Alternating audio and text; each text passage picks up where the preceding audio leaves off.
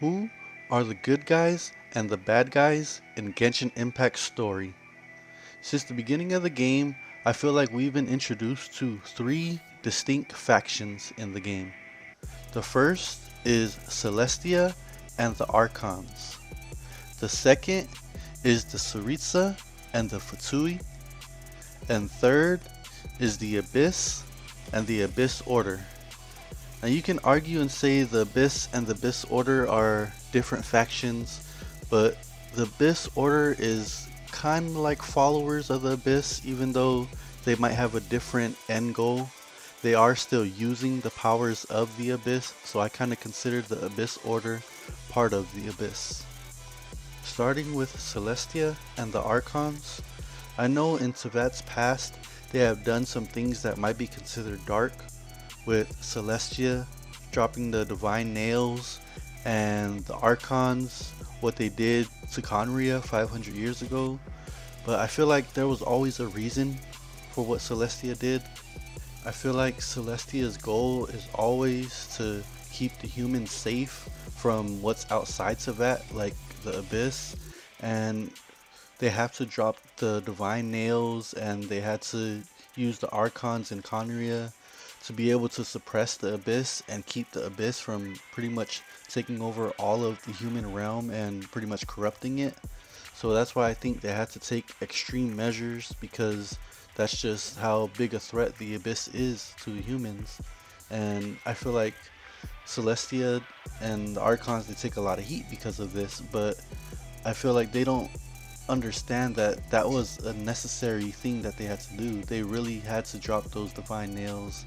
The Archons really did have to step in and stop Conria, because it might have not been the whole nation of Conria that was messing around with the Abyss, but those five sinners that were dabbling in the Abyss, and maybe King Ermin himself that was dabbling in the Abyss. That was forbidden knowledge that Celestia didn't want humans to know about, and since they weren't listening to Celestia, Celestia had to take action. So that's why I don't think Celestia can be categorized as the bad guys in Genshin Impact Story.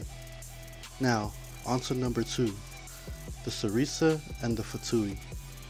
I think the Sarisa and the Fatui can be categorized as the enemies at some points, because in the Archon quest, they are the bad guys in a lot of the nations we've been to. Like, they were the bad guys when we went to Leeway. They were the bad guys when we went to Inazuma. They were the bad guys when we went to Sumeru. But oddly enough, they were the good guys and helped us in nations like Fontaine and Natlan. So sometimes they're the good guys, sometimes they're the bad guys. I guess you can look at them as good guys if you look at them from the perspective that they just want revenge on Celestia for how Celestia is treating humans. They don't like the way that Celestia is treating humans and controlling their fate. So now the Saritsa and the Fatui, they want to change that. They want to be in charge of their own fates. And if you want to look at that as a good guy or bad guy thing, it's up to you. I think that the way they're going about it, with the way that they're hurting innocent people, and not all of them are doing it. Each Harbinger has their own way of doing things, but I feel like the Fatui and the Saritsa can be categorized as bad guys in Genshin Impact Story.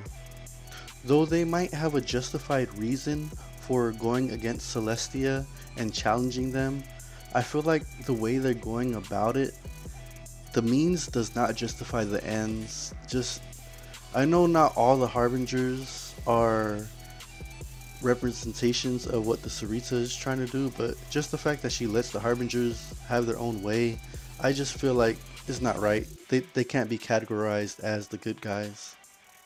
Now, the third candidate for the good guys or bad guys in Genshin Impact Story is the Abyss and the Abyss Order. I feel like this is probably the easiest one out of all three.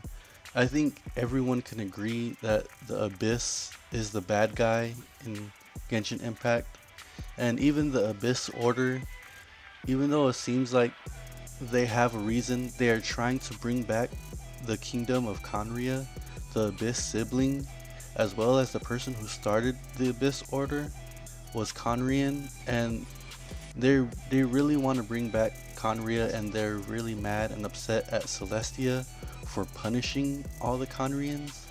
They feel like not all of Conrians deserved the divine punishment, especially since it was mainly the five sinners who were messing with the abyss, and it should have been just those select few that received punishment, not all of Conria.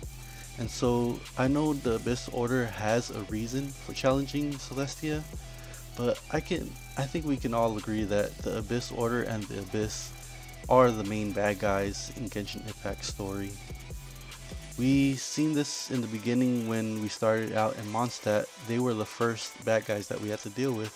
They were the ones trying to control Dvalin, and they were the ones that were trying to attack Mondstadt. And so I think throughout this game, there'll probably be more factions of good guys and bad guys popping up. Like, you never know, the Tory might have his own secret faction, or maybe one of the other Harbingers might have their own secret faction, or even the Five Sinners. I didn't even talk about them. The Five Sinners might have their own faction, or they might be a different faction of bad guys that I haven't talked about yet. So yeah guys, that's gonna be it for this video.